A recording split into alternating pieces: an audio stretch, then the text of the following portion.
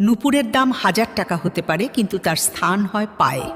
আর টিপের দাম মাত্র 1 টাকা হলেও তার স্থান হয় কপালে। ইতিহাস সাক্ষী, লবণে কখনো পোকা ধরেনি, কিন্তু মিষ্টিতে প্রতিদিনই ধরে। মানুষ সোজা পথে চলতে চায় না, বাঁকা পথেই আগ্রহ বেশি। তাই তো মদ বিক্রেতাকে কোথাও যেতে হয় না, কিন্তু দুধওয়ালাকে বাজারে দাঁড়ে দাঁড়ে ঘুরতে হয়। আমরা দুধ বিক্রেতাকে বলি, দুধে জল মেশাওনি তো? আর মানুষ মদে জল মিশিয়ে খায়।